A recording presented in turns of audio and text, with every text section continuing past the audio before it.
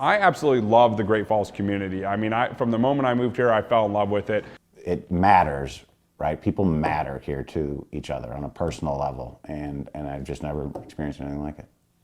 The cost of living is very good here, and if all the people that graduated with me or around me would all agree to come back and pursue their dreams here, if it doesn't exist, they absolutely could make it happen here. And that's so unique to most communities that are well established with a ton of people already living here. So I think there's just a lot of potential for Great Falls to be able to be a platform for people to fulfill their dreams. I think there's a lot of good up-and-coming businesses and things like that around Great Falls that are kind of realizing that, hey, we do have a younger population here and we need to kind of cater to them. I would say the greatest thing about being a young person in Great Falls is it is in some ways, a lot of ways, it's still kind of a blank canvas. Great Falls is kind of growing and just getting its feet under itself from the mid-2000s to today, where the economy's changing, it's growing.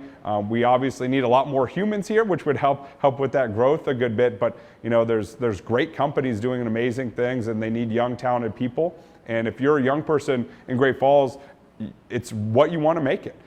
So when I had moved back to Great Falls, I actually was not aware of a lot of the issues that were going on. So that was a big eye-opener, working with Child and Family Services and then switching over to probation and parole. So that was a big eye-opener for me.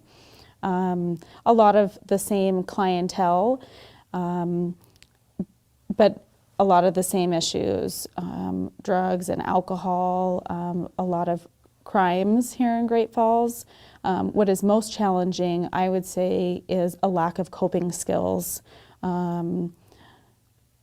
People really struggle with that, so then that's why they're so focused on using drugs, alcohol, committing new crimes, because they don't have the coping skills for a day-to-day basis. I think if people were more aware of the resources that we do have to meet their basic needs, that would be a huge help for them. I think there's a perception, amongst many in the community that folks are damaged, so to speak, right? And I feel it's actually the opposite. I would say alcoholism and addiction are, one of the only diseases that you are absolutely stronger for having been through it. And so that the idea that people that are in recovery are somehow, a liability, right? I think is frankly wrong, right? And I'm not saying, you should give somebody that's, stopped drinking last week, right? That's going to be a risk, right? But for folks that have really work in a program, you're going to have some of the, most honest, decent people around, and they work hard and they care about people. I really think that a lot of our offenders struggle with finding residence and also finding employment, and that becomes a stigma. A lot of places don't hire with a criminal background, and I think that just because they have a crime or even a couple crimes, it's check writing, something like that, versus a violent crime. It doesn't matter, they're all placed into that same box, which can be really discouraging to our offenders. I'd like to see more, work programs maybe with the school.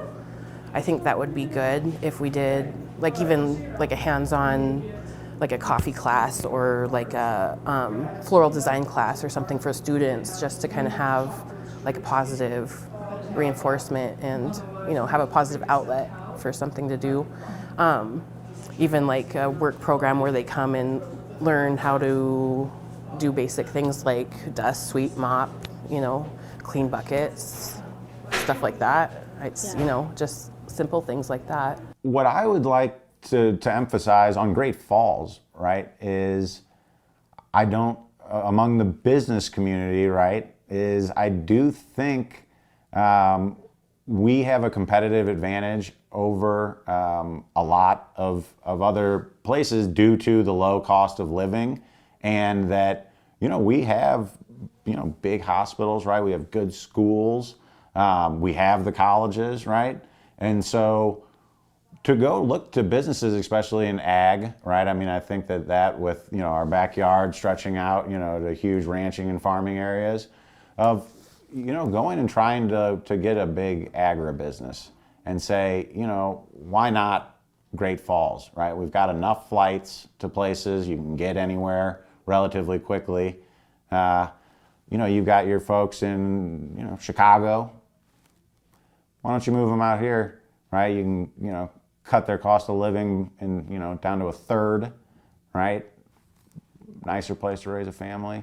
And so I don't know what those efforts are, but to really go out and target, you know, businesses and say, look, we have the infrastructure and we have the, you know, workforce, and you are with your customers.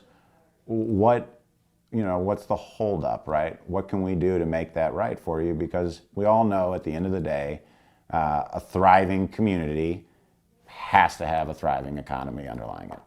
It's just connecting those folks that maybe have lived through the harder times in Great Falls and another generation that's coming in and working to grow Great Falls and keeping those connections alive. You know, Great Falls, like any community, it's a lot bigger than people think. You kind of get in your own niche, and whether you're in downtown or have your certain areas that you hang out, you see the same group of people. So it's continuing to work together as a community to connect all 60-some thousand people that are here. So we're having the same conversation and moving in the same direction. My plea or my suggestion is less about the institution and more about the individual. And my hope is that people start looking inside themselves and saying, is the stuff that's coming out of my mouth or the stuff that I'm typing on social media, is that harmful to other people or is it helpful to other people? And start asking themselves the question, what kind of person do I want to be? And start living that out.